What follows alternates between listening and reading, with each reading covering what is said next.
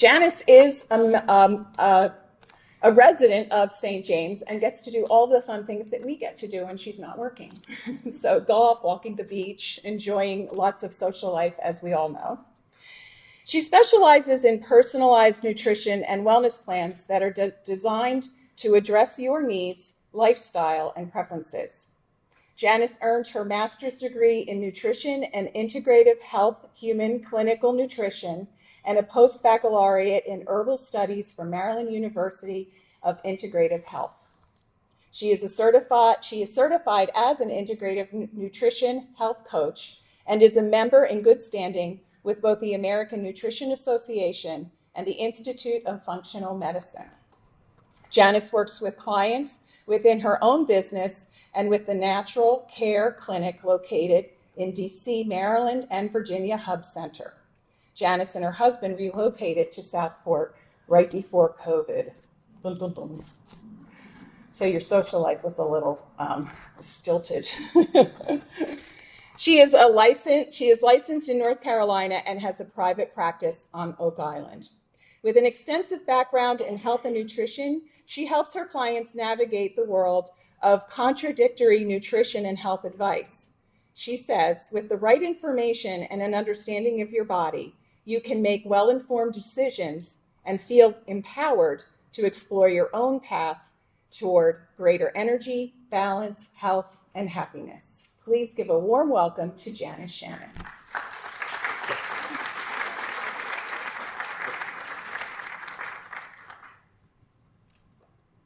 I would first like to thank the Nest team for extending an invitation for me to be here today. And I'd like to thank you all for being here. I am thrilled to spend a little bit of time with each of you. As Connie said, I'm a licensed, actually, I'm not sure where the bio came from. I'm a licensed nutritionist, and I have a private practice on Oak Island. Just a little background on me. As Connie was saying, my husband and I moved from the DMV, which is DC, Maryland, Virginia area, the end of 2019, right before the pandemic. We lived in Maryland for a number of years. It's in a little town called Owings outside of Annapolis. And for many years, I worked in the District of Columbia and the surrounding areas in the defense industry. I worked for defense contractors, and when I retired, I was in upper executive management for contracts where, you negotiate contracts. I led the divisions of national security and government infrastructure. And then in my early to mid 50s, I was led into nutrition. So I decided to go back to school. I got my master's degree, a master's of science in human clinical nutrition, and a post-baccalaureate, as was said earlier, in herbal studies. So I want to talk a little bit about a licensed nutritionist, and then we'll move into some other things. I want to talk to the roles of people who speak to nutrition. The reason why I want to touch on a licensed nutritionist is that there are very few of us in the state of North Carolina. When I was working in clinic up in DC, I was told it was going to be very difficult to be licensed in North Carolina.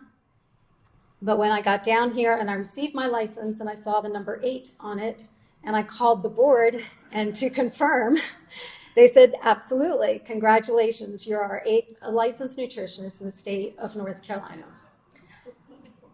So let's talk about what that is and the different roles, because I think it's important as you look for nutrition guidance, advice, information, that you know what is out there and who's doing what right now.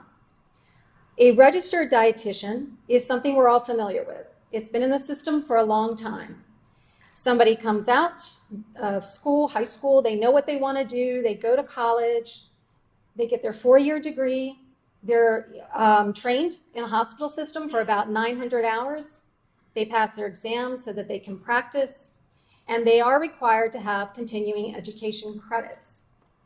So what that is for people who are in professions or industries that are so dynamic and changing, it's imperative that you are always being educated in this field because there's always something new that you have to stay on top of. What's a licensed nutritionist, and why are there so few of us? Not long ago, many states were recognizing that we are having an increase in weight concerns and chronic disease almost across the board. And what are we going to do about it? And they were discussing a way to put someone outside of the hospital system that could provide nutritional support. And so North Carolina just passed that statute in 2018.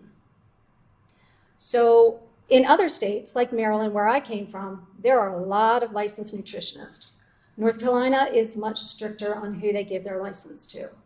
So while I was 8 when I arrived here, they have approved a few more, but there's still not a lot of us in this state. There's one more group out there you may have heard of. They're called health coaches. And what Connie had spoken to was actually the first thing that I did, was I started with health coaching, and I did get I'm an integrative nutrition health coach, but that was just a stepping stone as I continued with my education to become a licensed nutritionist. What is a health coach? So there are no set parameters for health coaching. Your education could be a certificate online. It could be a degree from a college. There is an exam out there. It is not required to take the exam.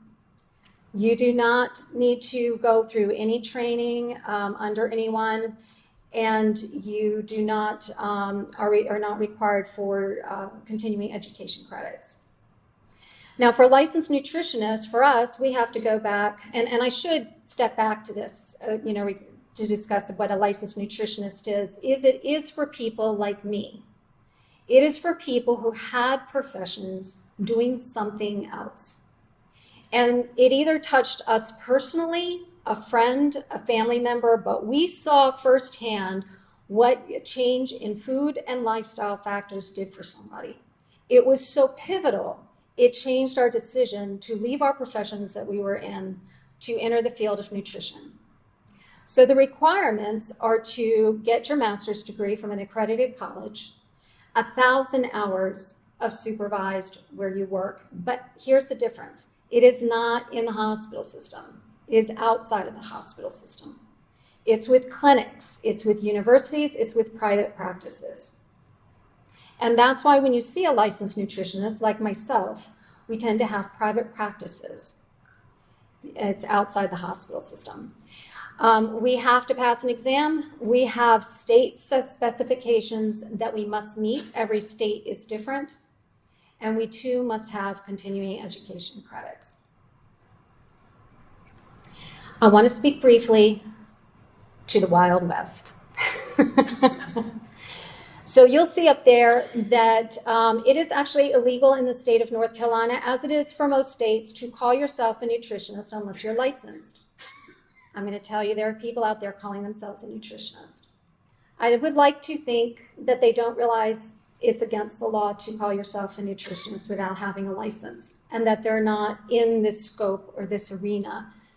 And the scope and arena that I'm talking to is medical nutrition therapy. It is the only, registered dietitians and licensed nutritionists are the only ones that can practice medical nutrition therapy. And that is just what it says up there. Nutrition care services for managing and treating a medical condition. And that's anything. It can be blood pressure, it can be cholesterol, it can be non-alcoholic fatty liver disease, it can be digestive problems, any of that. To have dietary approaches provided to you must be provided by either a licensed nutritionist or a registered dietitian. There are ways, I shouldn't say there are ways. Let's just say, for those that want to speak to nutrition, and they know that they can't call themselves a nutritionist or a registered dietitian, you will hear titles that they're either giving to themselves or someone's giving them to them, and it could be nutrition expert, nutrition consultant, nutrition specialist, specialist of nutrition. So you see where I'm going with this. And if you're talking to someone with the title of nutrition expert or a nutrition specialist, I would assume that you think that they have a depth of knowledge. And maybe they do. Maybe they've been trained by a supplement company to represent a specific supplement or a smoothie or something like that. But that title leads you to believe that they might have more depth. In reality, it's because they want a title that is within the legal limits. So just understand that when you talk to people and what you're looking for, look for those titles. If you need dietary guidance because of a medical condition, and I work with people that are in good health too. They just want preventative care or guidance in that way to know what to eat and all of that.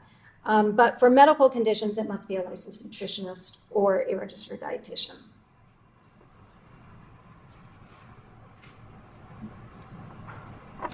And that's just a brief slide. I'm not going to go on this for too long because I went into the roles so that you know what each person does. The main thing with a licensed nutritionist and why it's so difficult to be licensed is you are practicing outside of a hospital system. You can order lab tests that are within your scope, like micronutrient testing, stool testing for digestive problems, food sensitivities, that type of thing. We also, like I said, with registered dietitians, we are the only ones who can give therapeutic diets. And what that can do is really act quickly on your body depending on the person. So when I see a client, I want them to make sure that they let their doctor know I'm seeing a licensed nutritionist, because it's not unusual to have medication lowered, and I have had clients come off medication. Not that I can do that. That is outside of my scope. The doctor does that.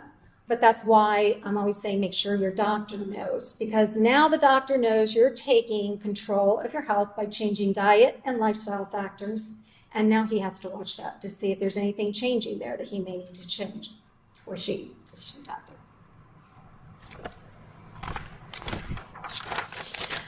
I should say briefly on health coaches, I just want to go back to that, is that there are really good health coaches out there. I have friends that are health coaches. I have friends that are registered dietitians. Their scope is limited though. So just keep that in mind. It's not unusual to find health coaches that might work with like someone like myself or a doctor. They can be very inspirational, very motivational, but they just have to speak more broadly, and they're limited in what they can do. But I don't want you to think that I'm talking about anybody negatively, as much as you can be led by certain titles, not understanding the limitations of each title and what certain people are supposed to do and not do. Okay, so let's get to the meat of this. When we start talking about diets, the main focus tends to be weight loss. And I get that. You know, the latest study said that 1 in 3 adults are overweight. 2 in 5 are obese. For our children, ages 2 to 19, 1 in 6 overweight, 1 in 6 obese. If you take the ages of 2 to 5 out of the mix, it shoots up to 1 in 4 overweight, 1 in 4 obese. So when our children, they're protected for a little bit, but think about that. It's starting at age of 6, it starts to pop up, and that's when they're going to school. That's a whole nother talk. But we do have a weight concern. It's continuing to creep up on us. It continues to increase. So what are we doing about that? How are we fighting the weight concerns that we have as being our main concern? And a lot of it could be fad diets. There is a new diet out all the time. It's a new one on the could be in a book. It could be wherever you're listening to on a news station or something. Here's my problem with fad diets. They tend to either take out, limit a macronutrient. And I want you to think about macronutrient. It means large, a large nutrient. So when we start thinking no carb, no fat, low fat, really high protein, really high fat, we're taking away from something. We're either dropping it out or we're taking so much of one of the macronutrients in that we're not taking enough of another that we might need. So what happens is we start suffering from a nutrient depletion of one of these macronutrients that might involve other things as well. When we start depleting the nutrients in our body, it starts leading to chronic disease. Another way is skipping meals, severe restrictions, think portion control. You can feel deprived, irritable, hangry, which is hungry and angry, when you start having to say, I can only have this much. I should only have this. No, this is too much for me. I'm going to skip this. I'm not going to eat my breakfast, and that way I don't have to worry so much. So what that does is it can really mess up our metabolism. And that's another issue. It's a different issue. And when I get people who tell me that they lack appetite, I want to look at that. I'm not saying it's a really serious go run to your doctor situation, but there's something going on there that we want to look at. Why? Why is your appetite off at certain times of the day? Some of it is that you've been skipping meals for so long that you're trimmed. Then we got the calories. Counting calories. That's fun, isn't it? Counting every little thing that's coming your way. I mean, if that doesn't suck the joy out of eating. And there's no way you can continue that for a long period of time. So what happens? You start feeling guilty. You start feeling deprived. It's like, why can't I count my calories? Or I've been counting my calories. I thought I was doing really well. And then, your fifth day, you didn't. So the problems with calorie counting is we are focused on calories, not nutrients. So you can have a low-calorie meal that's low in nutrients. And that, as I was saying before, can lead to problems for us. Let me give you an example. You're enjoying something that's got almost all sugar in it, okay? And you're hungry, so you've got these cells in your body, and they're like, yay, here comes some food, I need nutrients, yes. And then it comes, and it's not there, because it's sugar. Sugar is low to no nutrients whatsoever. I would argue no nutrients whatsoever in sugar. Here's the problem. You just ingested calories, and your body has to process it. It has to make energy to process it. Just as one example of all the pathways that your body has to use to process that sugar out of your body. So if you need energy to help you with digestion, among other things, you have to make ATP. What does ATP mean? It means that's the energy we're looking for, right? And how is it made? Well, it requires B vitamins, zinc, magnesium, iron. You just ate something that has nothing in it to give to your body. And it's got to process it. So it's looking somewhere in your body to pull what it needs to process that food. And the more you do that, the more you stress out the body, and the more you deplete the body of the nutrients you need. Okay. We've tried diets. We've tried skipping meals. We've tried this severe restrictions. We've tried calories.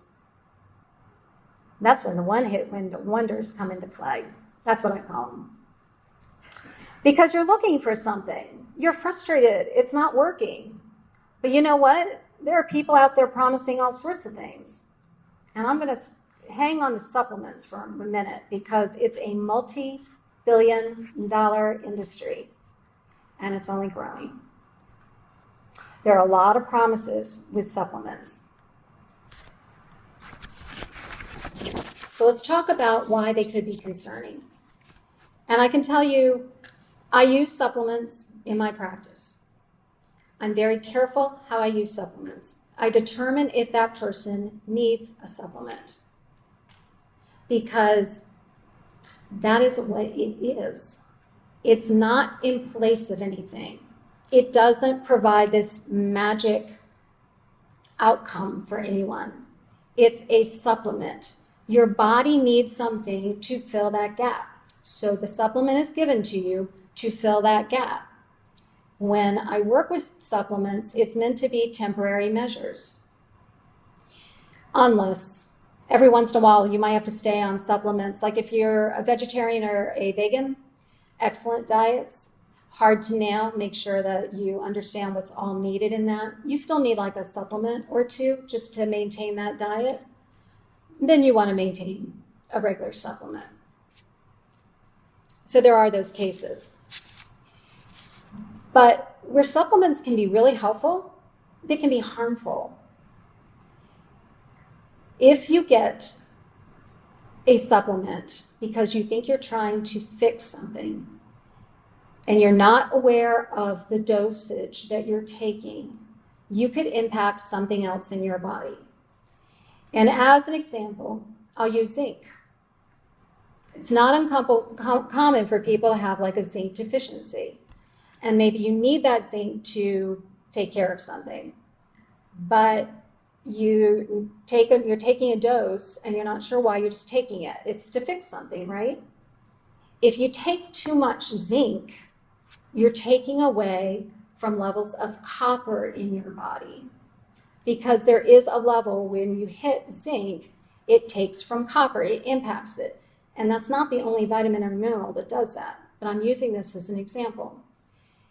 If you impact copper, your body needs copper. We don't need a lot of it, but we need it. And when I say a high dose, I'm not talking about, well, I'm okay with my zinc because it might have, I'm just taking 1 capsule, and you're thinking, well, but I don't take 5. But it could be too much in that 1 capsule for you. Everybody's different. The second one is the form of the supplement. If you know you need magnesium, the question is, do you know the form of magnesium that you need? There are lots of forms of magnesium. And depending on why you need magnesium, that is going to dictate to me what form you need. Because if you take the wrong form, one of two things are going to happen. You're either not going to feel anything, or it could cause a situation for you that you weren't anticipating. And the last is quality. FDA does not review or approve supplements. And so a lot of us believe, well, since medications are reviewed and tested, that supplements are. But that is not the case. So for me, if I'm going to use a supplement, I have a dispensary. I don't represent any company. But what I want is a third party that looks at my supplements. And what they do, and you can see the marks on your vitamins and minerals by third parties, is they'll come in and review and make sure that if it says 100% A in the supplement, it's 100%. If it's a gluten or dairy-free capsule that's holding it together, it's gluten-free and it's dairy-free. They'll go into factories. If it's supposed to be stored in a cool place so it doesn't break down, it's stored in a cool place so it doesn't break down. Is there turnover in it? If you get supplements on Amazon, you're going to get a really good price. But one of my colleagues was just telling me that they actually have a disclaimer under it because it's coming from a third party and they're not going to stand behind it. So it doesn't mean that the manufacturer could be the same, but how old is it? Did it have stored? Was it stored correctly? So just be cognizant that, first of all, supplements aren't the answer to everything all the time. But when you do choose supplements, make sure you ask good questions and you make sure that you're getting a quality product. That when somebody is selling you supplements, because there's a lot of people out there that do, ask them about it. If you don't feel comfortable with their answers to you, because if all they're saying is, I feel great, I feel amazing, but can you answer more? What about the dose in there? I have this, could it do this? That type of thing. How do you store your stuff? The last I'm not going to talk that much about because it's just concoctions. I can't even keep up with them. There's so many being sold out there right now. It's a special drink. It's something that you're going to put in some water. You put 5 ingredients together. Again, thinking that this one thing is going to really do it. And it's the bottom line is when we start talking about supplements or anything else that's coming into the mix, it's part of an approach. It's never just the full answer by itself. Before I move from this slide, I want to talk to one thing, and it's kind of on its own, but I think it's really important, especially for the women in the room. This is body image. And men, you've probably heard of it, but women, we've lived it. And this is the diet culture we have been in since we have been a very young age. So when we start looking at how we're going to drop weight, what is our vision of ourselves when we work hard to drop weight? I want you to envision, this is where I'd be moving around, I can't move around. I want you to envision not only me moving around, but 3 people joining me right now. I'm going to speak to Ayurvedic, the belief system, the medicine. In Ayurveda, it's a traditional system that comes from India, much like traditional Chinese medicine. You don't have to be familiar with it. I'm just going to speak to it. Some of you may be very familiar with it. On my left, I have Lady Gaga. In the middle, I have Serena Williams. And on the right side of me, I have Kate Middleton, Princess Catherine of Wales. For Lady Gaga, I was in a Super Bowl party, and if you all remember Lady Gaga's halftime show, she was like coming through the stadium, and she had on like this halter top kind of thing, and she had to bend to do something. And one of the men in the room shouted out, "Oh my gosh, look at that muffin top." And I was shocked because she's, if you're not familiar with what a muffin top is, it's when you've got slacks on, your stomach is open a little bit, and it's kind of protruding over your pant line. Serena Williams, I've heard her called manly, too athletic, not attractive because of that. Kate Middleton, and she's thin, too skinny. A bag of bones. What am I hugging? What is that? Why would I want that? So if you're going to be losing weight for an image that you think might be acceptable, I can tell you right now, there's not one out there that is. Because there's somebody out there that has a different image that is acceptable than you. There's somebody out there that loves athletic builds and is so amazed with Serena Williams. There's someone that loves a very thin frame like a Catherine. There's someone that likes more of a regular frame like a Lady Gaga. In Ayurveda, those body types are called Kapha, which would be Lady Gaga. And that body type is either you are or you would be a more rounded woman. I would fall into that, a more full-bodied woman. Serena Williams would be Pitta, which is athletic. You either are, or your body can lend itself to, or you are athletic. You just naturally tend to take to that. And Vata is a very slender build. You either are, or you are lent to a much more slender build. We are made to look a certain way. And so trying to lose weight for an image that we're not made to look like is like me dieting to be 5'9". It's not going to happen. So think of body types as hair color, eye color, anything else that's specific to you. We're all different, just like everything else that is part of us. All right, let's move on to another slide. All right, so I just talked about all these diets. I spoke about portion control, strict dieting, calories, and they're not working. Because you know what? We've been doing this for years. That's why I just shared this. We can all relate. I saw a lot of nodding when I was talking. We've all done something like that. And yet, weight concerns continue to increase. So, what is the approach? What is our concern? And it's health. Health is where we need to be focusing.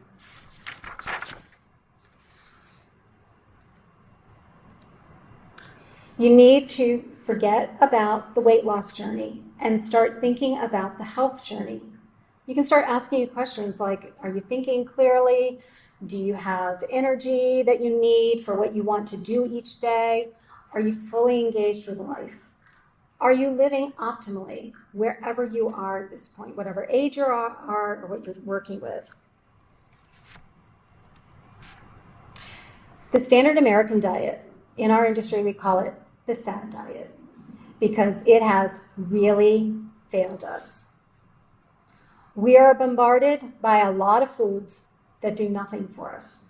We have a lot of different foods out there, and they make them a lot of different ways to make sure that they're like, that's looking really good. We are an overfed, undernourished nation. We're getting plenty of calories. We're not getting the nutrients we need. And when we focus on all those things we were talking about for weight loss, we're really missing the picture of nutrients.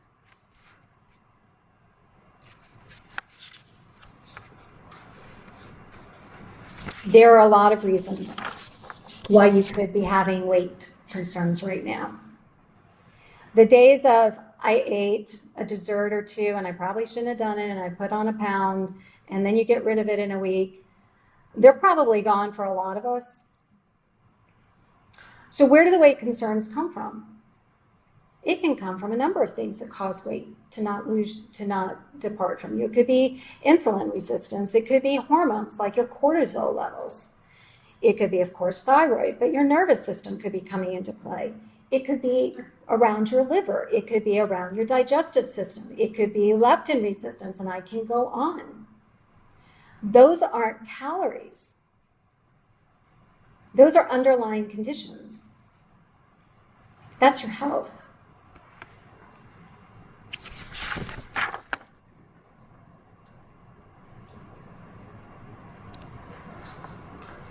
If you leave with only one word today, please make that quality. So important, I put it up there 3 times. Quality, quality, quality. Everything that we talked about earlier had to do about quantity. How much are you eating of this? How little are you eating of that? If you can get rid of that process and that thought process, and trust me, it's not real easy because we've been living that for years, and focus on quality, you're halfway there.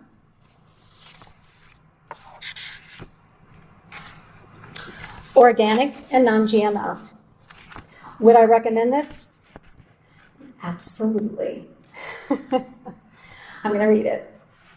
Organic foods are grown without the use of genetic engineering or synthetic or man-made fertilizers, pesticides, herbicides, I can't say that right now. I can't say it. We're going to have to. I don't know why it's tripping me up. Sewage, sludge, hormones, and antibiotics. I'm going to come back to that because I want to read what genetically modified organisms are. It is a plant, an animal, or other organism whose genetic makeup has been modified by gene splicing, gene modification, or genetic engineering. And changing of the DNA of an organism could have side effects that are impossible to control and predict. So let's talk organic first. Your liver is amazing. If you had a chance to study every organ in your body, they're all amazing, but your liver is amazing. It detoxifies 24/7 for you without you having to think twice about it. And if you really think back to the things that you've done to your liver, maybe you should apologize tonight to your liver. It detoxifies certain things from your foods that you ate that might exist in there that you don't know about. It detoxifies alcohol. It detoxifies those medications we have to take. It detoxifies the pollutants from the air that we breathe, the soil that we might work in if we're gardening, the lotions we put on our body, and I could go on. So we need to help your liver out. And one of the ways that we can do that, there are a few others, but we're talking about food today, is eating organic. I was at a talk with a farmer who, before he went organic and he was conventional, he shared that he put on over 240 pesticides on his apples. Strawberries are on top of the list almost every year for all the pesticides that get absorbed, and it's got that soft skin, so it's really absorbing it. If you can buy organic, buy organic. And I realize that's a cost, can be costly at times. So here's the thing, and I can send a copy of this. The Environmental Working Group, if some of you aren't aware, they do a Clean 15 and a Dirty Dozen. The Clean 15, and it's published every year. The Clean 15 is, don't worry about this. If you want to buy conventional, we're not seeing anything here that concerns us. But the Dirty Dozen, absolutely buy organic. So if you need to pick and choose where you're going to buy organic, that can be helpful. And it is sometimes hard to buy everything, perfectly. So just do your best, Genetically modified organisms. So here's the thing with that. It's relatively new science. We don't have enough to do any research on it. Everybody in this room, we're the lab rats. And in time, they will have enough that they can do research on. So, when I look at the history of whenever man has gotten involved with the food system, it has not been good. And I'll just use one example for purposes of today, but there are others. When we got into the middle of making butter and thought margarine would be really, really great for us, and we made trans fats from doing that. Trans fats, if there's anything you can stay away from, do not eat trans fats. But man thought that they were doing the right thing at that point. But there are other examples of this. For genetically modified, I would look for labels that say non-GMO.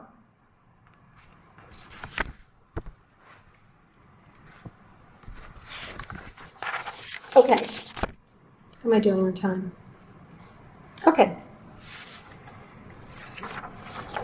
I'm going to talk to the macronutrients briefly. What I did was I put together a handout that will be sent to everybody, or you can have me send it. I'm not sure. But if you're interested in this, you can get this handout. It's too much to go into a presentation. I can do an hour on protein alone. I have.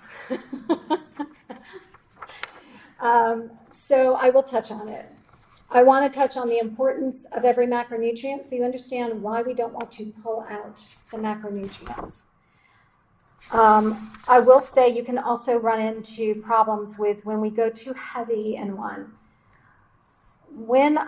And that doesn't mean that they're not calculated and they're not moved around some. When I meet with a client, it's not unusual that I might have one client that I say, you know what, looking at this, we need to bump up your protein because I've done calculations on them. They're not in their protein range. And I might have another client right in back of it that I'm saying we got to take you down. You've got too much coming in.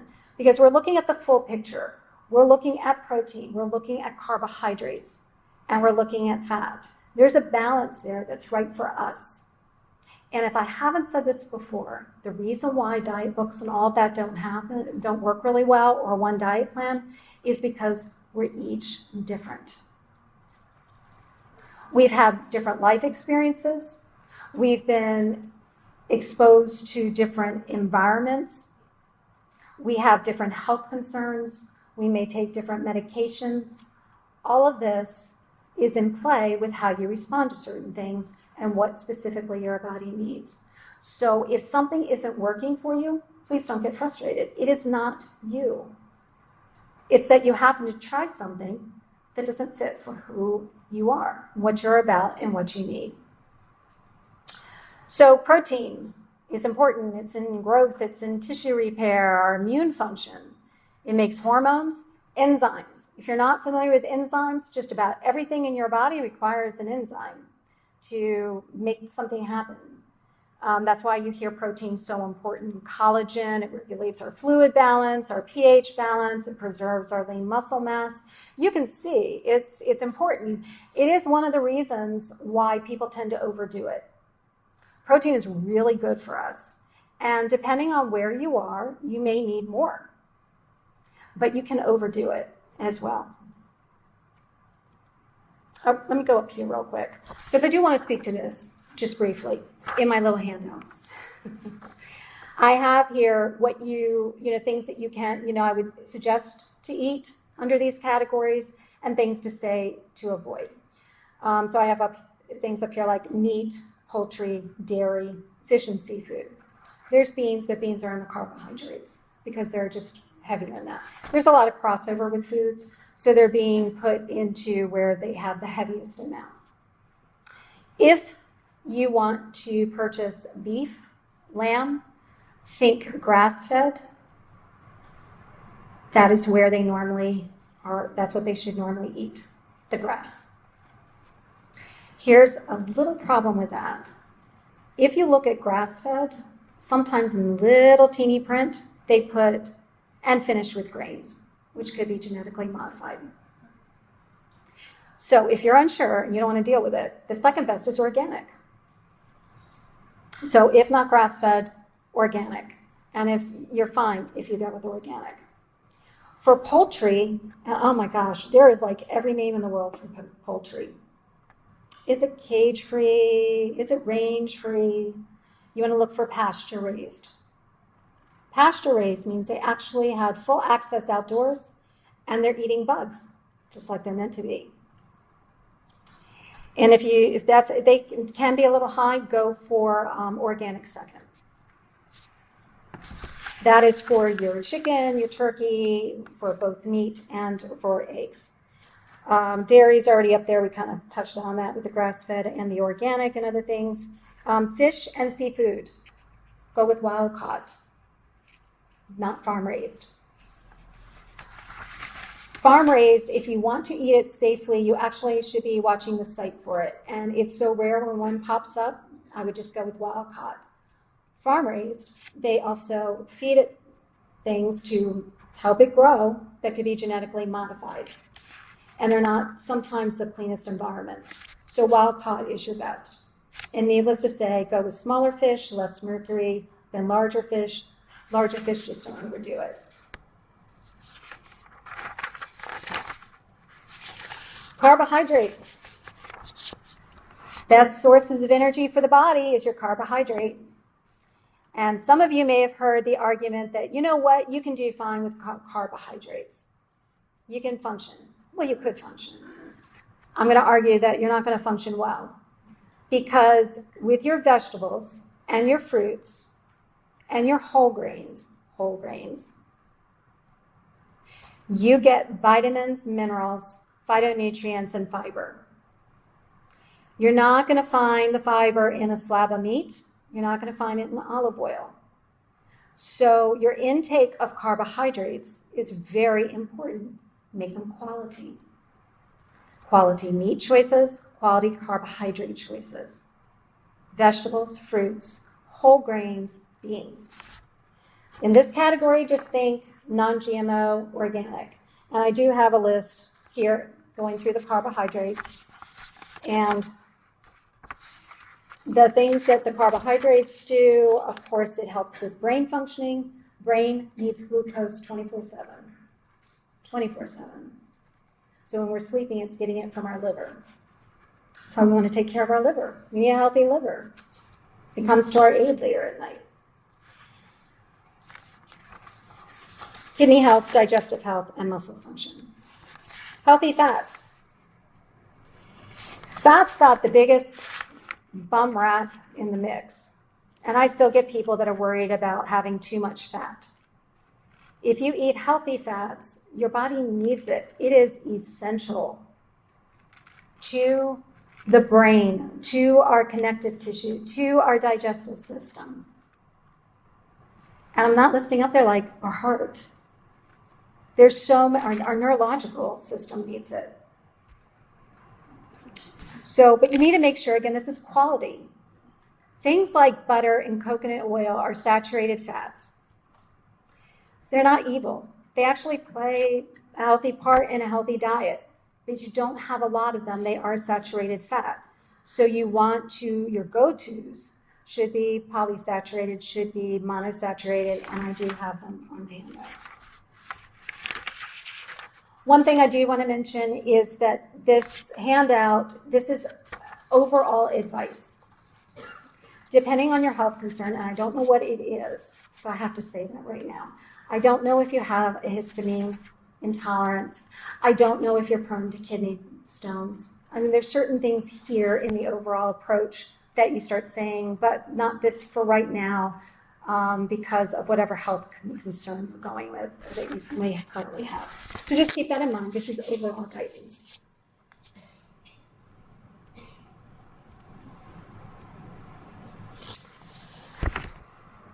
I want to just share a couple stories.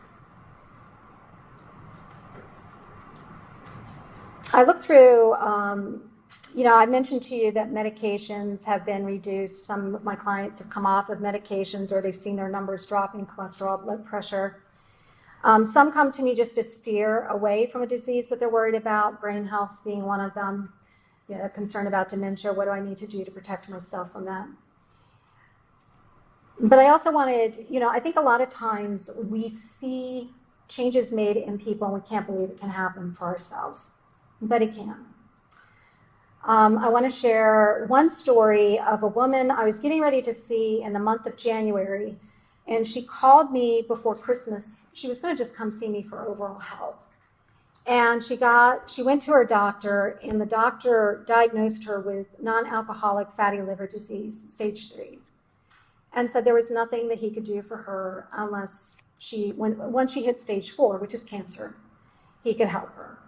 And so she called me and said, I need to see you right away. Could we please meet before the holidays start? And so we did.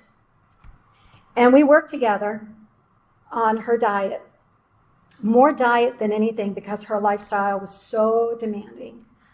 And her numbers went down to normal.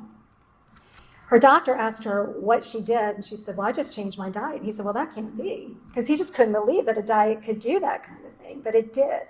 I can tell you, she was not perfect in her approach, but she was persistent. She never gave up on herself. And we looked at different ways to make different things work for her. What fits into your lifestyle? What works for you? Another client that I have was diagnosed with a neurological disease that there is no cure for. Her doctor asked her to see me to just start looking at nutrition. She was already working out and all of that. And we've been working together. When I first met with her, she also had IBS. If you're not familiar with IBS, it's irritable bowel syndrome. And this is when you eat something and it has an effect on you to the point where you have to go to the bathroom very quickly. It is an awful thing to have to deal with. You don't feel like you can leave the house because you don't know if you can socialize with people, not knowing what to anticipate and how your body is going to react. And when we worked on her diet, her irritable bowel, not because you can't cure it, but it was managed, where she now goes out, she has a great time. She has a neurological disease. When she called me, she said, you probably have never heard of it because only 33,000 of us have it in the country. And her fusions that she has to take took over 4 hours when we first met, and she's down to 2 hours. So it's not a cure, but I'm going to tell you that this is a woman that is enjoying her life now. She is meeting with friends. She is traveling to see her family and eating at restaurants, and she feels comfortable. And she is ecstatic that she doesn't have to sit in a chair for over 4 hours to get an infusion. Diet makes a difference. And I want to remind you, even though I'm here talking about nutrition, health is multi-pronged. It is your diet. Are you getting physical activity? What are you doing to deal with stress? How is your sleep? What is your social network? What is your support system? All of these come into play for good health. And I will just wind up with things just to remember. We touched on different roles that people play in nutrition. Each one has a role. Just know, try to give an idea there so you know who to go to when it makes sense for you. Be careful of your supplements. I didn't mean to scare you. I'm trying to encourage you to ask questions. And steer away from weight loss stuff. Start thinking health. Start looking at taking care of any cardiovascular concerns you have, any digestive problems you have. When you start correcting these, your weight will resolve itself. It starts to fall away because you're eating better for your body is responding better, it's doing what it needs to do. Try always to eat quality foods. I'm not looking for perfection here, but try your best. Always think about the best choices that you're making, and that means going out to eat. When I said get rid of quantity, I should say one thing to that. If you are in control of buying your food and cooking your food, eat what you want, because when you're eating high quality foods, nutrient rich, your body will automatically tell you when it's full because you've given it the nutrients it needs. And this may sound crazy, but when I work with some clients, they're so all over the place that it's not unusual. Like I had one client that ate a jar of peanut butter. That's okay because she needed that. So initially, it's like getting your system where it needs to be. And then once you get there, your body can start to tell you, I'm good, until you eat out. There was a study that if you take the same exact dish from when you eat it out and you make it at home, there is 60% more fat, sugar, and salt in eating it out. And in that instance, we need to keep quantity in mind. The nutrients are probably low, so there's a greater likelihood of eating more of it. So in those cases, just keep quantity in the back of your mind. But when you're in control of it, you can lead into what I call intuitive eating. Your body starts to tell you. You start to recognize when you're in a good place. And you're going to start recognizing when you need something. You're going to start craving certain healthy foods. It's a really good thing. All right. That is it. Is there any questions? Are you familiar with Dr. Guidry? Doctor, I'm sorry? Dr. Guidry? No. Okay, I've written a number of books about nutrition, and he had said that a number of patients who had health issues went to their doctors could not help them. They came to him, and with his diet changes, he solved a lot of health problems. So he's advocating and saying a lot of things that you're saying, how diet is the most important thing in your life. It can control a lot of things, prevent a lot of problems. Yes, thank you for that. It is, and we do have, in fairness to doctors, and if you've seen them, they are running ragged, and around here, it's hard to find really, there's a lot of PAs that are filling in. I know doctors get sometimes a hard time with, well, why didn't they know I should be eating this, or why shouldn't I do this? And nutrition is really complex. It's not when you know what you need. It's kind of an odd thing. It's not. There's a complexity to it, but it's simple. There's a simplicity to it as well. When you can get out all the noise of all the different things that are being sold and pushed to you, and really just start zoning in on what works exactly right for you. But what I love about doctors are starting to change, and they are starting to refer out to nutritionists. But you will find doctors that say, if it was important, I would have learned it in medical school. And I mean, I have an instance where one of my clients, she went to her doctor, and her doctor wanted to put her on a medication. I won't go into details too much here. She was pretty upset with what he wanted to do. And so she said, I want to do this other approach. You know, I've been starting to talk to my nutritionist about it. And he said, well, I out-trump a nutritionist. And she said, well, I'd like to try this first. So he's like, what's her name? And in his office, like, he pulled up the laptop and he pulled up my name and he checked my standing and he looked at my background. He checked everything on me. But he was okay with it once he said, all right, but I want to test you in a few months. So I haven't spoken to her. She actually just went to see him, but she left before I got here. She left a message. She said, I just saw him. She was, I can't wait to share with you. So I'm thinking it's good news. But going to what you said, it's very true. There are doctors that they're not aware of it. And it's important to, when I have clients, sometimes I do talk to them, well, how's your doctor? Is he open to this?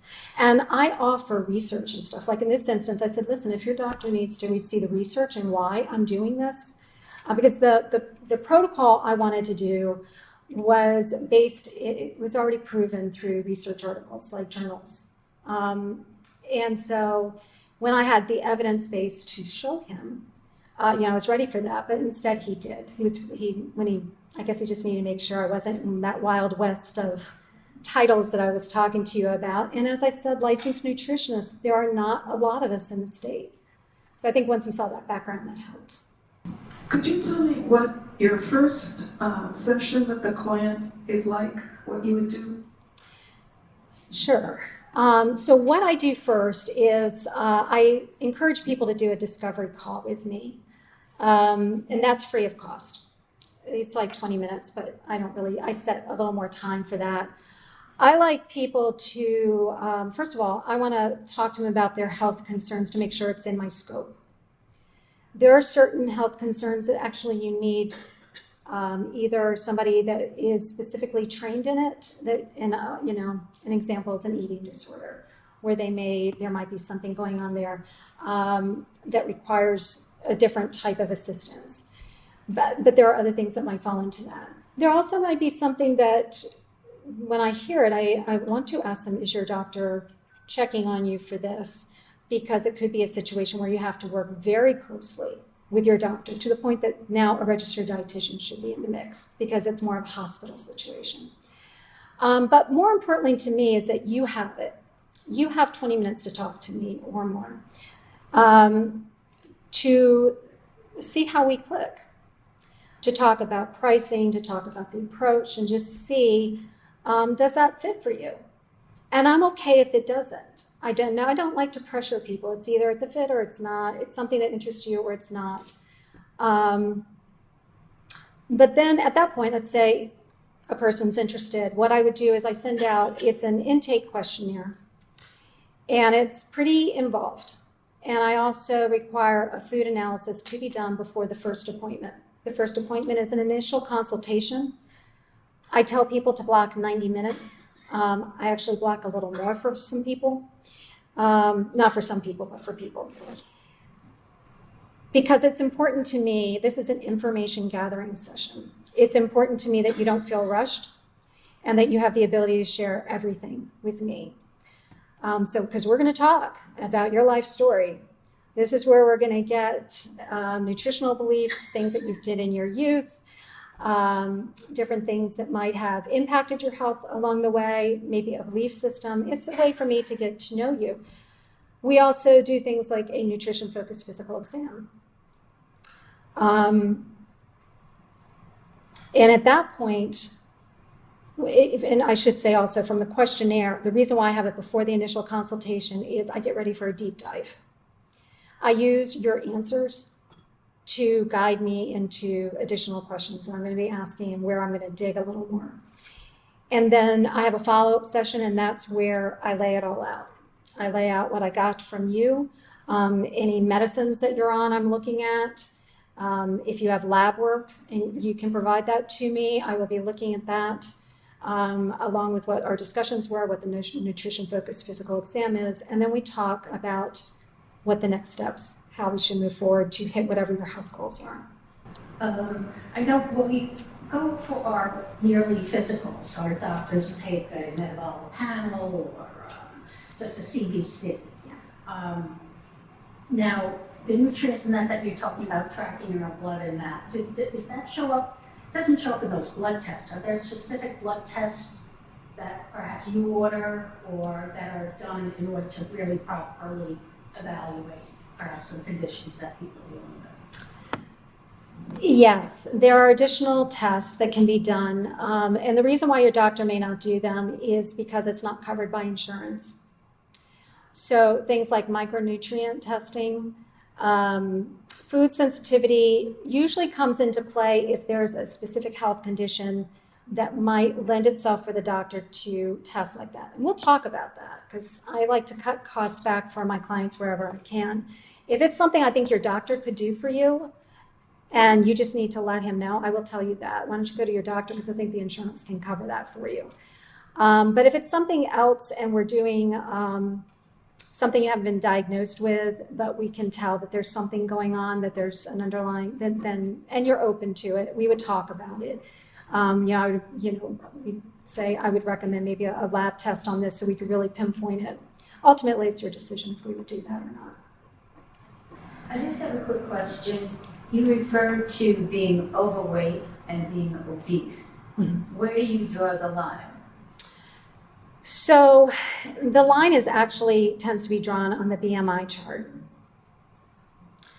And after a certain point, I think it's after a BMI 30, you might start going into the obese. I would have to double check that if you're interested. But there is a point there. I will say the BMI is only one form to really look at when it comes to our health. It's not the most reliable. When I do calculations, I'm taking other things into consideration. But it is a point. It's just like I weigh people when they come in. I hesitate sometimes because sometimes we're so tied to weight.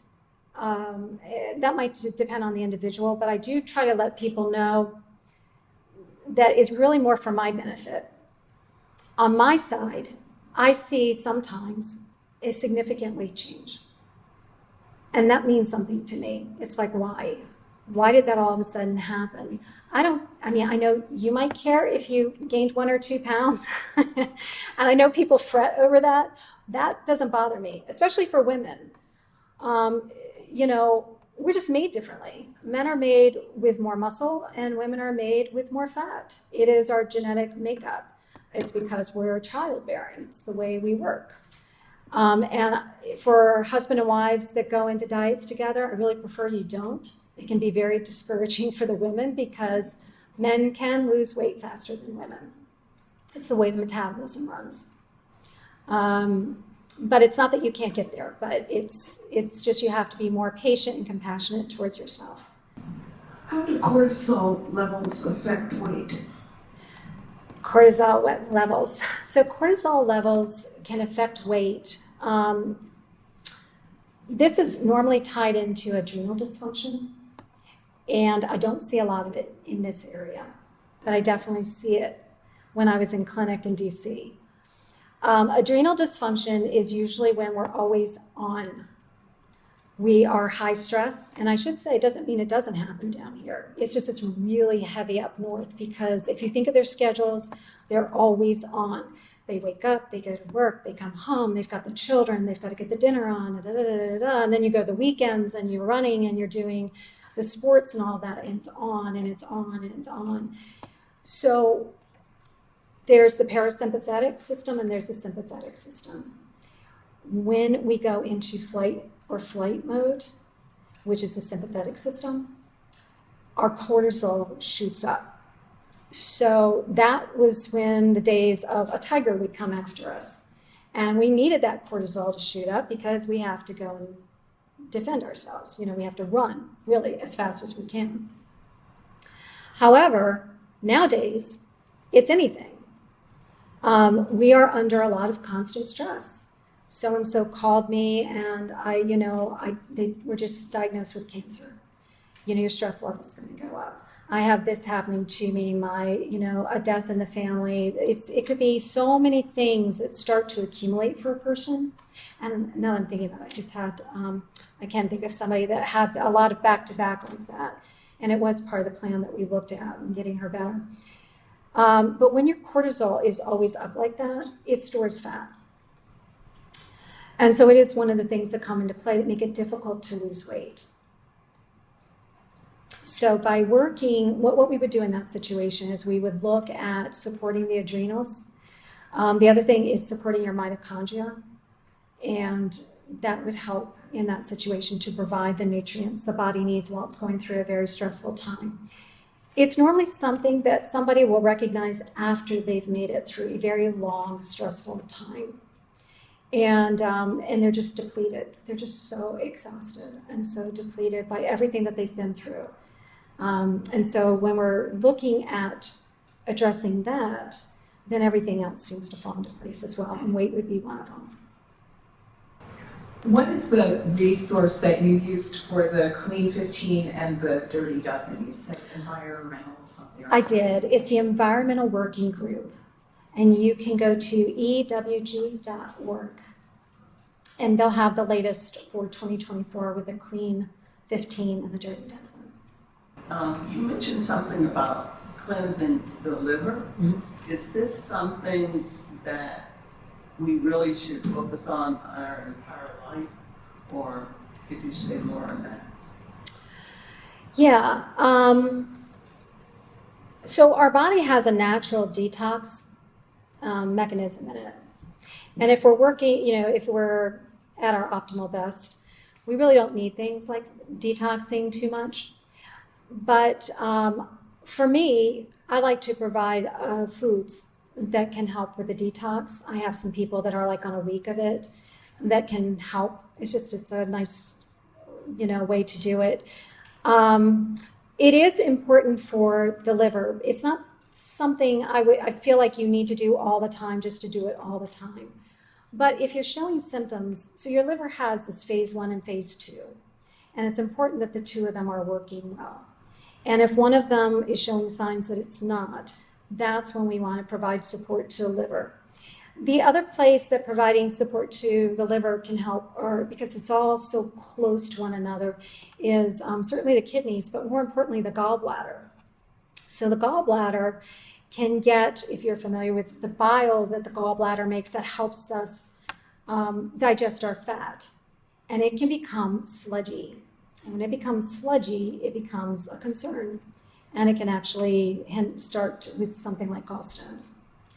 So by doing things periodically, spring's a great time to do that. It just kind of resets. You've come off the winter. The winter is when we tend to eat heavier foods. Nothing wrong with that. It's all in sync with nature. We tend to have our heavier meats, maybe our heavier sauces, and so spring comes. It's a great time to reset the body and get it ready for the lighter foods of summer. Here's the thing with lectins. They are a natural part of a food, and there are ways around it. You can soak your grains, you can soak your beans. There are different ways to prepare it for yourself.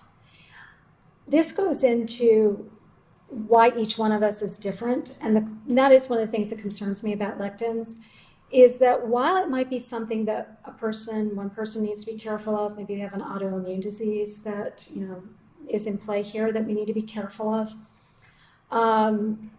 then we start looking at certain foods that need to be removed that are perfectly fine for the majority. I can give you an example of thinking of clients right now: cauliflower, spinach, and coffee. There's nothing wrong with the three of those foods. Now, I know some of you are thinking coffee, but if you don't drink a lot of coffee and it's what you put in the coffee, it by itself is not a bad food. This is why we get conflicting information on news articles too and TV stuff. Is I have a client that should not have cauliflower right now because of her health condition. When she gets to a better place, she probably could, but not right now.